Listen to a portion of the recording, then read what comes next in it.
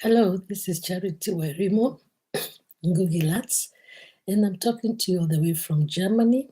And excuse me, I've got a slight cold. And today I want to talk about loneliness. And before we go further, I'd request you to subscribe to my YouTube channel so that we can be able to communicate more about different things. So today I just want to talk about this sensitive subject, loneliness. There's a loneliness in the air. Everybody is going through it. There's what I call survival in the turmoil. And this is the turmoil of a job loss. And there's a turmoil in the way there is a lot of uncertainty in the air. Every time when you put on the television or you go online, there is all this news because of the COVID-19, which is global. And it's occurring in every home. It doesn't matter which home it's been affected. But the biggest survival that we don't even know how to deal with is the one of loss. Some of us had never experienced loss of a loved one for quite some time, but now it has become a daily occurrence. Whether it's in Europe, whether it's in Africa, whether it's in Asia, it's global. And what is really sad about it, because there is no support group, people to talk to, because as it occurs, the more it occurs, the more it is tending to be something that is common. And even though it is common, what hurts the most is that we don't know how to deal with it.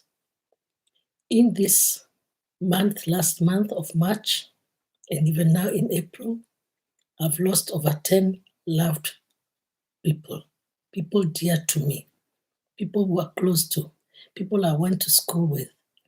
And the last death really affected me because this was somebody who was very, very dear to me. We were together, we were childhood friends. And until even almost the last minute, we were talking. And in fact, we were talking about doing a Zoom together. So how do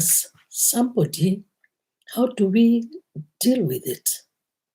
And why I'm saying you can beat it is because of not running away from the fear. But you may ask me, Charity, how do we not run away from the fear? The fear and the sadness and the loneliness and the just being lost, not knowing how to deal with this grief. It's very, very important. I do not have the solutions, but I can give examples of how I've been able to deal with it and been able to come and do this video, because for about 2 days I just couldn't do a video. I just couldn't write anything. I couldn't be focused.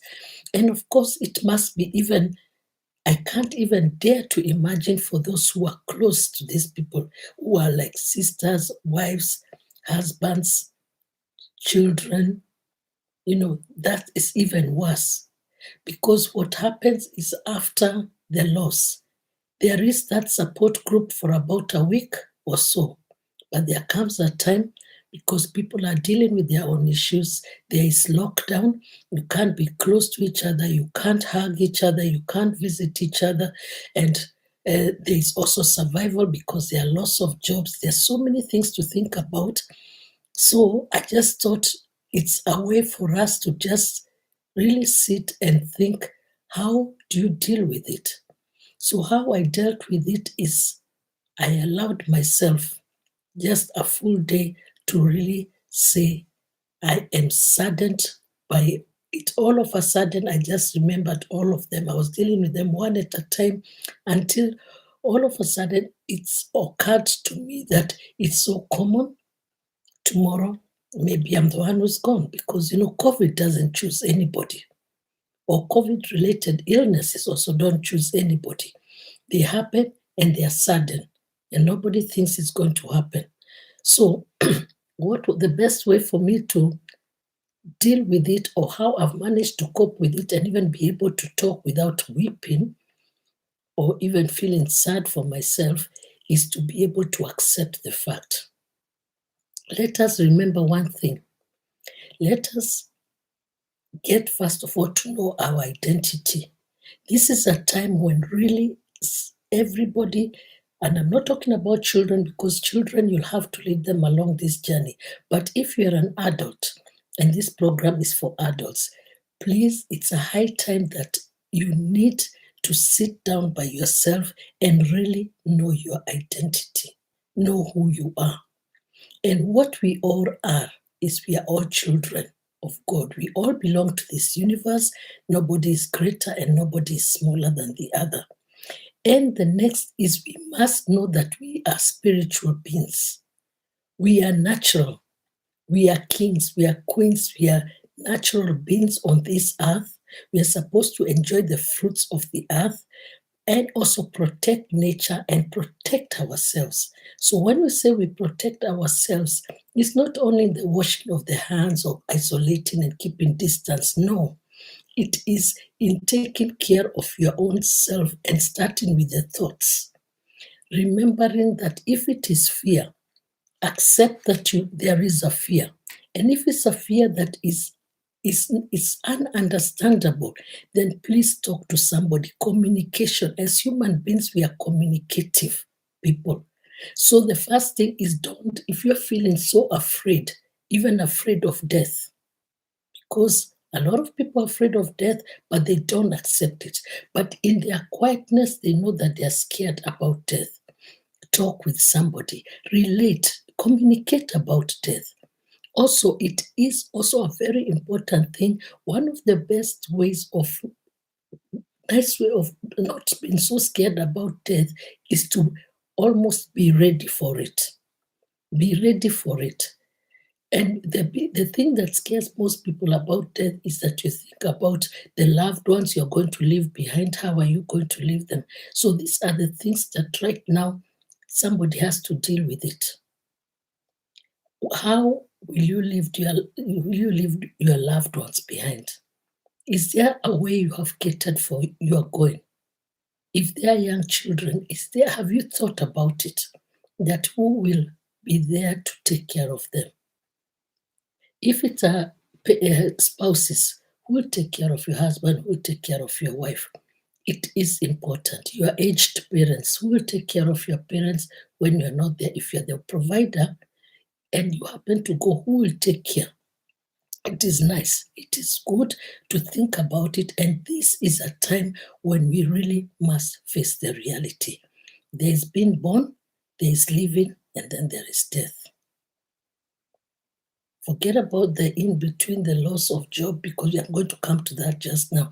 But we are just, first of all, talking about the main things. And then look at your lifestyle. Right now, there's so much uncertainty. There's a loss of jobs. If you are you living beyond your means? Do you have a lot of debts? Can you please be able to clear these debts? Can you be able to live a more accommodative, simple lifestyle? If you are living in one of those very expensive rented houses, why not move into half the price of that rented house? It doesn't matter. This is not the time, this is no longer the time of showing off. This is no longer the time of fighting with your peers. This is the time of thinking, my family, I want them to be comfortable. If I am to leave, I want them to continue at least for 1 year to be able to fend for themselves. This is a time of stopping to live beyond your means. If you have got about 4 or 5 cars in your homestead, sell them. It's the time to sell some. There's a lot of material things that we hold in this world. They are really irrelevant. If you have survived, for example, a very chronic disease, is when you will know that material things are really irrelevant. I have survived cancer, and I know. And because what is important is to enjoy the life right now, to live a stable life, a limited life, to keep your thoughts very much, um, very much stable and in the reality, and to to deal and to look at things more, to communicate more with things that do not make you so emotionally worked up. But like for example, there's a day you can take a fast from your phone. Just take a fast. I took a fast. I'm taking fast away from the phone because you don't have to watch every video, you don't have to watch every TikTok, you don't have to watch every news about the politics, about the what. You don't have to. You can limit yourself to the evening news and the morning news. In between, you say you don't want to know, they'll be repeated. So anyway, it will be repeated because what you feed your mind with is what you concentrate on, and what happens is this is distraction. And what happens with distractions, you forget to take care of your most important agendas. Agendas, you must prioritize your agendas to you and your family, your parents, your community, your nation, like that. It goes building. But first of all, if yourself, you're unhealthy, if yourself, you are so mentally disturbed, if yourself, you are so unhealthy, for example, what you eat, what you drink, and what. This is a time when you just have to change your lifestyle. I've changed my lifestyle. I used to have very bad lifestyles. I have changed it. It's possible. Everything is a matter of choice. And it's a matter of you sitting down, if you're listening to me, and taking a piece of pen and paper and saying, I'm going to cut off this. And it's not a matter of thinking what we call minimizing, or what is it called? It's called gaslighting. And this is saying, starting to think that, yeah, this is not the truth. Oh, there is no COVID. Oh, there is. Today you are saying there isn't. Tomorrow you are saying there is. Tomorrow you are saying you are not going to get a vaccination. Tomorrow you are saying you are going to get one. Being undecided, it's not helping you. It's not helping your loved ones. It's not helping your future. You have to start thinking 5 years to come. If God gives me enough time to see the next 5 years, where do I want to be? Why am I paying rent of a 3 bedroom house of about 100,000 or 80,000? I know the prices. I'm talking to people like in Kenya. Where should I live there?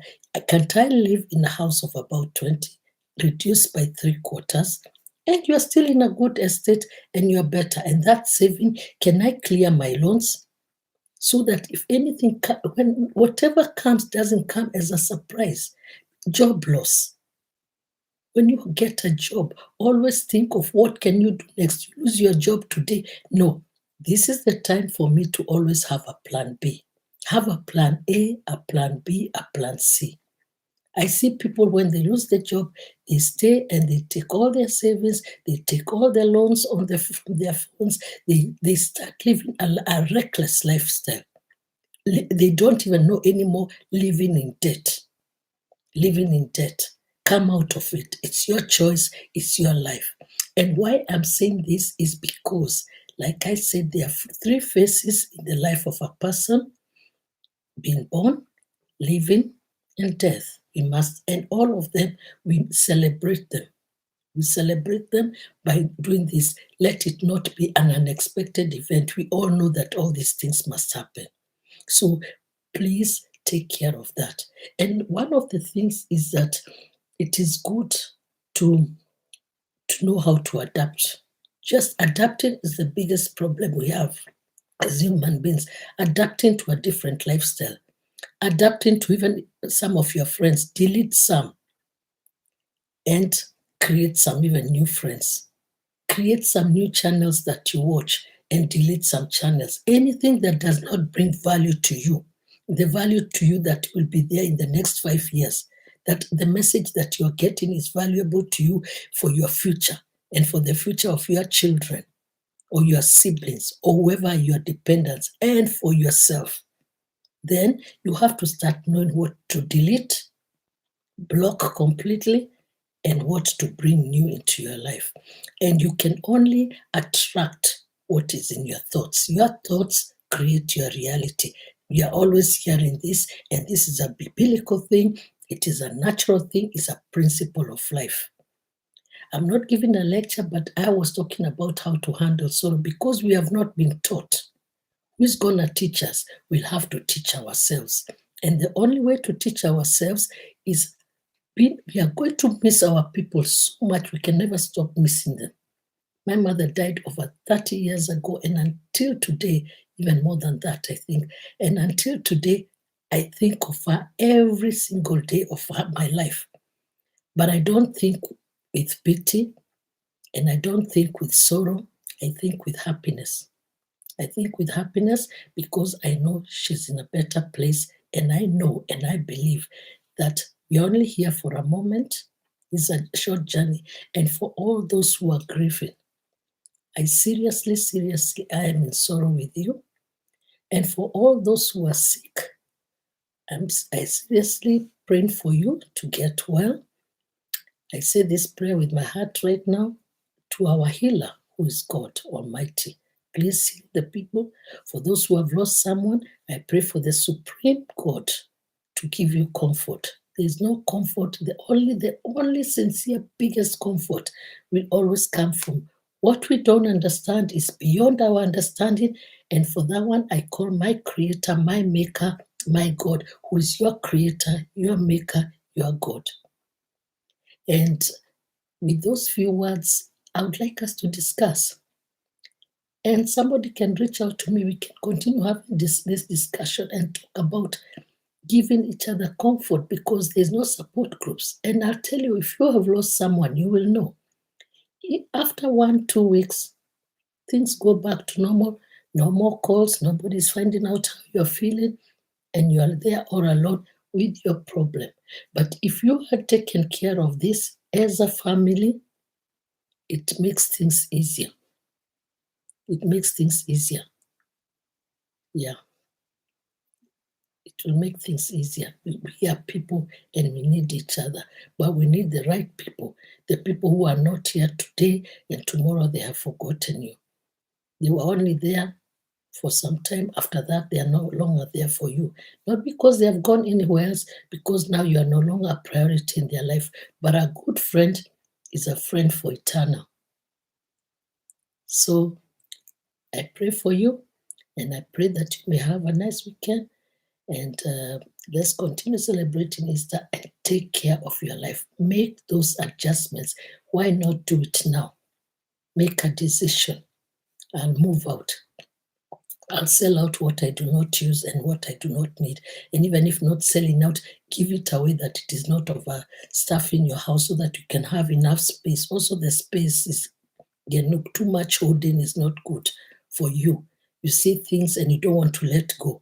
Let go because one day you let them go. Anyway, share them with the ones who do not have. Give.